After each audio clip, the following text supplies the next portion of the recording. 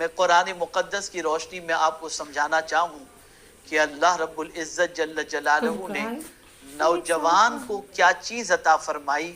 پروردگار جل جلالہ ارشاد فرماتا ہے اللہ الذی خلقکم من ضعف، اللہ تعالیٰ ہی ہے جس نے تمہیں ابتدا میں کمزور پیدا کیا۔ ہر انسان اپنی ابتدا پر غور کرے، اپنی پیدائش پر غور کرے، اپنے دنیا میں آنے کے وقت کے بارے میں غور کرے، اور دنیا میں جب وہ آیا تھا اس وقت اس کی سچویشن کیا تھی اس کے بارے میں غور کرنے کی کوشش کرے۔ تو آپ اور ہم جب غور کریں گے تو قرآن مقدس کے فارمولے کے طور پر اس کی روشنی کے اندر اگر ہم دیکھیں تو یقیناً ہماری ابتدا کمزوری ہے۔ ہم جب اس فرش گیتی پر پیدا ہوئے تو ہمارا حال یہ تھا، اتنے کمزور کہ کوئی اٹھائے تو اٹھ جائیں، کوئی بٹھائے تو بیٹھ جائیں، کوئی لٹائے تو لیٹ جائیں، کوئی کھلائے تو کھا لیں، کوئی پہنائے تو پہن لیں۔ اتنے کمزور کہ ہمارا وجود، ہاتھ پیر آنکھ کان، ان ساری چیزوں کے ہمارے وجود میں ہونے کے باوجود بھی ہم اس کا استعمال کرنے کی طاقت نہیں رکھتے تھے۔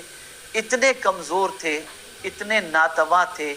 اور ہماری ابتدا اس طریقے سے کمزوری کے ساتھ ہوئی۔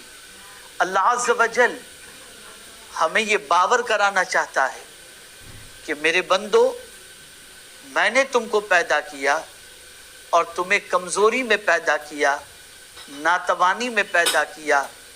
اور یاد رکھو پھر میں ہی ہوں جو تمہاری کمزوری کو میں نے دور کی۔ آہستہ آہستہ تم کھڑے رہنے کے قابل بنے، آہستہ آہستہ تم چلنے کے قابل بنے، آہستہ آہستہ کھانے کے قابل بنے، آہستہ آہستہ سمجھنے کے قابل بنے۔ پھر علم تمہارے پاس آتا گیا، وجود میں توانائی آتی گئی، اور پھر سچویشن یہ ہوئی کہ کل تک تم چل نہیں سکتے تھے،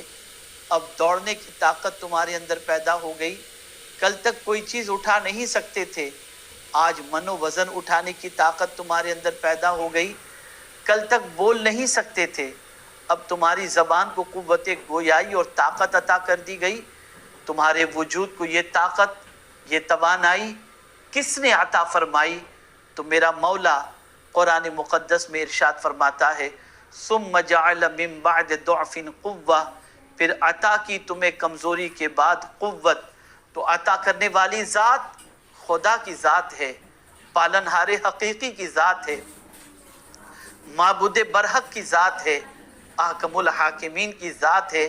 جس نے ہماری ابتدائی کمزوری کو دور فرما دی،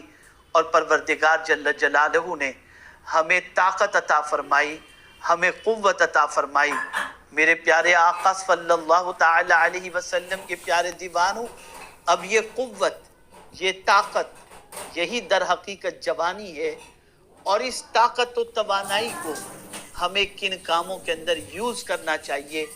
کن کاموں میں خرچ کرنا چاہیے، اپنی جوانی کا استعمال کس طریقے سے کرنا چاہیے۔ تو میرے پیارے آقا صلی اللہ تعالی علیہ وسلم کے پیارے دیوانوں،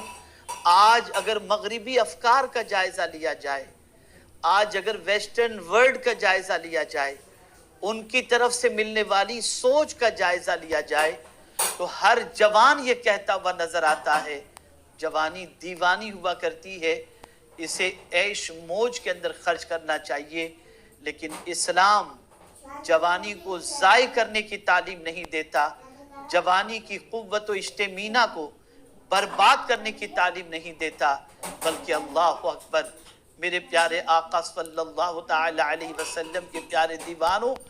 جوانی کو صحیح طور پر قانون الہی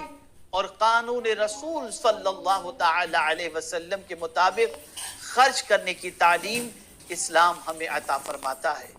آپ اندازہ لگائیں، ایک جوان انسان جب جوانی میں عبادت کرتا ہے، جوانی میں اچھے کام کرتا ہے، جوانی میں فضول چیزوں سے اپنے آپ کو روکتا ہے، اپنی جوانی کو بے داغ رکھتا ہے، اپنی جوانی کو آوارگی سے بچائے رکھتا ہے، تو اس کا مقام اللہ کے نزدیک کتنا عرف و اعلیٰ ہے کہ آقا کریم صلی اللہ تعالی علیہ وسلم نے ارشاد فرمایا 7 خوش نصیب ایسے ہیں جنہیں اللہ عز و جل کل بروز قیامت عرش کے سائے میں جگہ عطا فرمائے گا. ان میں سے ایک وہ خوش نصیب ہوگا، وہ نوجوان جو اپنی جوانی کو اللہ کی عبادت میں خرچ کرے. اللہ تعالیٰ کل بروز قیامت اسے عرش کے سائے میں جگہ نصیب فرمائے گا. آپ دیکھیں